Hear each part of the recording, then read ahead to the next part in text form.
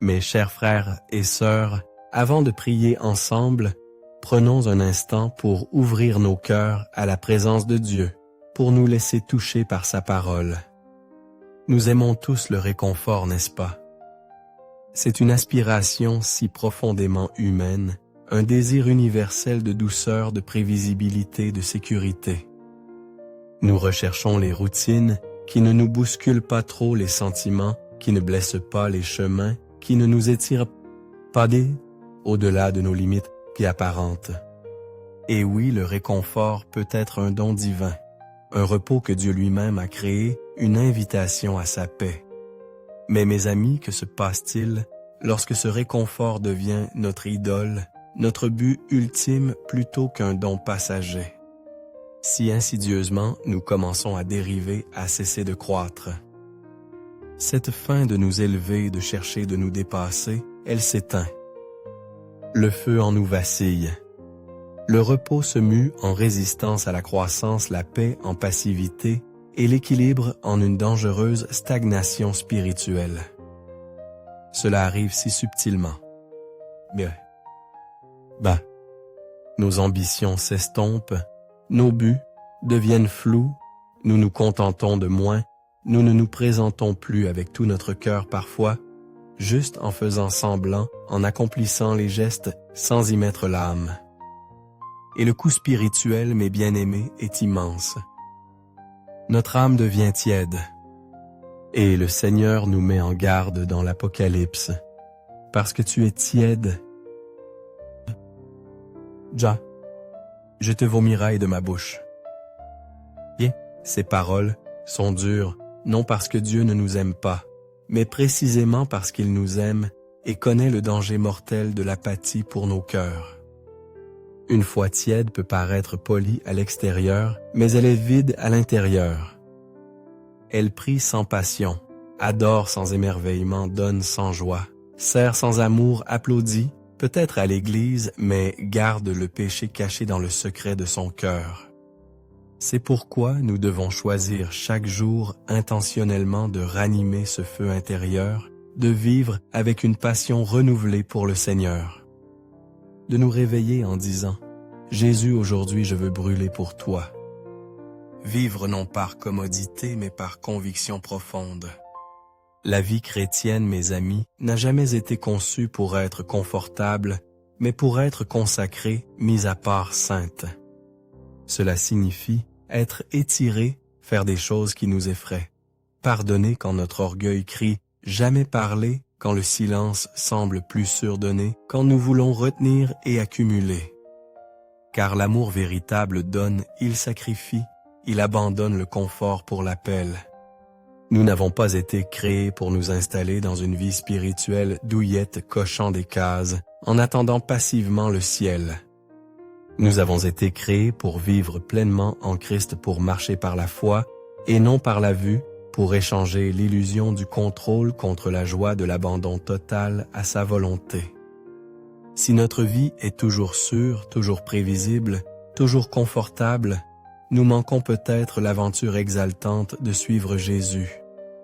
C'est souvent dans l'inconfort que Dieu nous révèle qui, il est vraiment que notre capacité à lui faire confiance grandit que lorsque tout ce qui est familier s'effondre, nous réalisons enfin qu'il est notre unique et suffisant trésor. Et il y a un autre piège, mes frères et sœurs, l'activisme, cette agitation stérile. Il est si facile de servir les autres, de prêcher, d'organiser, de diriger des réunions et de manquer l'intimité essentielle avec Dieu. De nous épuiser pour le royaume tout en affamant nos âmes, en priver de donner aux autres sans jamais le laisser nous remplir. Nous finissons par faire des choses pour Dieu, tout en nous éloignant de Dieu. Même le ministère, aussi noble soit-il, peut devenir une distraction si nous disons oui aux gens et non à la prière si nous fréquentons toutes les assemblées, mais négligeons le lieu secret de la rencontre avec lui. Nous disons que nous sommes trop occupés pour être immobiles, mais au fond notre âme crie après le repos en sa présence. Dieu n'est pas impressionné par nos performances ou nos emplois du temps millimétrés. Il désire nos cœurs soumis, notre honnêteté, notre vulnérabilité, notre amour. Il nous veut nous pas seulement ce que nous pouvons faire pour lui. Ce monde n'est pas notre demeure, cette culture n'est pas notre boussole. Notre identité ne se trouve pas dans notre travail, nos succès, nos relations ou même notre rôle dans l'Église. Nous appartenons au ciel, nous sommes citoyens du royaume de Dieu. Choisir le confort avant Christ, ou l'agitation avant sa présence, c'est rejeter notre véritable identité, c'est nous contenter de peu, alors que l'éternité nous est promise. L'amitié avec le monde, aussi séduisante soit-elle, ne satisfera jamais nos âmes. Elle peut sembler agréable un instant, impressionnante aux yeux des autres, mais elle nous laissera vides, fatigués et loin de la paix véritable. Ô Seigneur Jésus, je t'en prie, je préférerais être incompris des hommes plutôt que de manquer ton étreinte. Je préférerais être rejeté par le monde plutôt que de perdre la douce mélodie de ta voix dans ma vie. Ne laisse pas le confort m'engourdir. Ne laisse pas l'agitation me priver de ta proximité. Ne laisse pas la routine étouffer ma passion. Ramène-moi au feu, à mon premier amour. Il y a tellement plus pour moi en toi. Aide-moi à te dire oui, à nouveau pleinement librement sans crainte. Laisse-toi m'étirer, me remuer, embraser mon cœur. Car à la fin, la seule chose qui comptera, c'est que j'ai vécu, non confortablement, mais complètement abandonné à celui qui a tout donné pour moi. Seigneur Jésus, je confesse aujourd'hui que je sais ce que tu attends de moi, mais parfois j'hésite, je m'accroche à des choses que tu me demandes, de lâcher mes vieilles habitudes, mes blessures passées, mes schémas de pensée erronés. Parfois je recherche l'approbation des autres plus que ton intimité. Parfois je choisis la sécurité apparente plutôt que l'abandon, confiant le confort éphémère plutôt que l'appel éternel. Saint-Esprit, j'ai désespérément besoin de toi. Imprime ta vérité dans les recoins les plus secrets de mon âme, là où je suis devenu insensible, têtu ou résistant. Adoucis les parties de moi qui luttent contre ta direction. Interromps mon confort avec ta sainte conviction. Ne me laisse pas devenir froid, distrait ou distant de toi. Rappelle-moi sans cesse la croix, le coût infini que tu as payé, non seulement pour pardonner mes péchés, mais pour me libérer de la peur du poids, écrasant de la honte et des mensonges séducteurs de ce monde. Tu as tout donné pour que je puisse marcher dans la liberté véritable. Je ne veux pas vivre pour le confort, Seigneur. Je veux vivre pour ton appel. Je désire une âme qui brûle pour ton royaume. Allume à nouveau ce feu en moi, ce feu divin qui me pousse à me lever avec passion et dessein. Enseigne-moi à chercher d'abord et avant tout ton royaume et ta justice.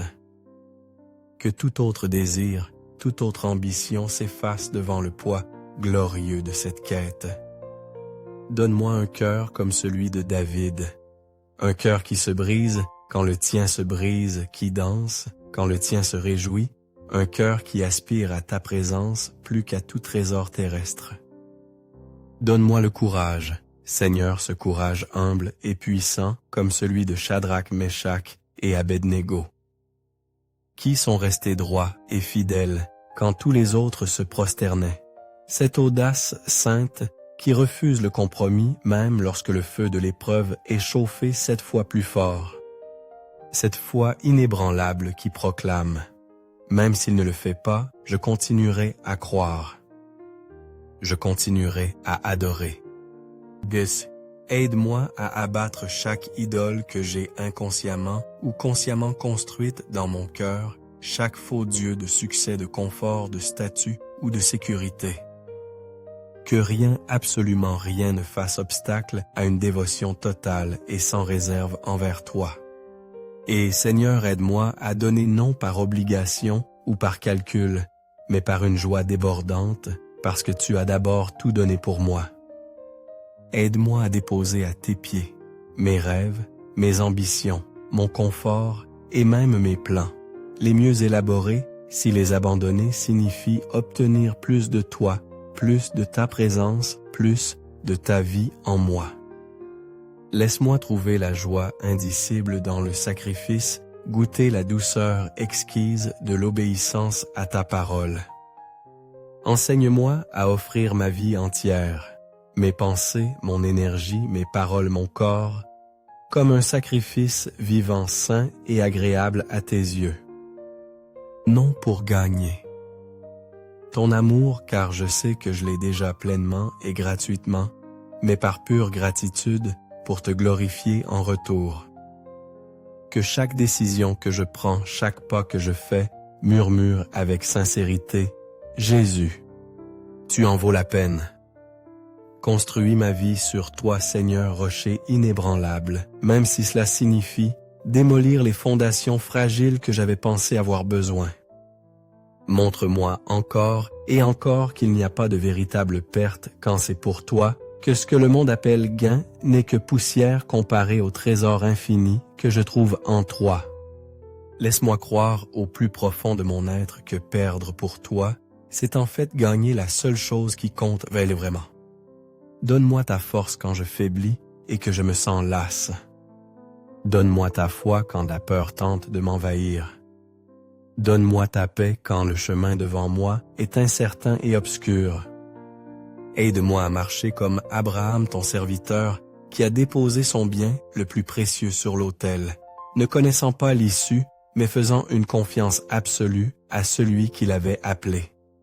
Laisse-moi dire la même chose, Seigneur, avec une conviction renouvelée. Tout est à toi.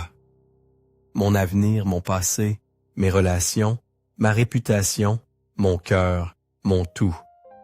Je ne veux pas te donner juste des morceaux de moi, des fragments de ma vie. Je te donne tout. Chaque lieu caché, chaque fragment brisé, chaque recoin gardé de mon être. Je le dépose à tes pieds, parce que je te fais confiance avec tout cela infiniment plus que je ne me fais confiance à moi-même. Tu es mon berger quand je me sens perdu et égaré. Tu es mon sauveur quand je me sens indigne et souillé. Tu es ma paix quand la tempête fait rage et que tout semble s'effondrer. Tu es mon tout aujourd'hui et toujours. Alors sois glorifié dans ma vie, Seigneur. Que ma vie tout entière soit une offrande d'amour pour toi. Amen. Et si cette prière a touché votre cœur, mes frères et sœurs, je vous invite à la faire vôtre et à la partager. Que la grâce et la paix de notre Seigneur Jésus-Christ soient toujours avec vous.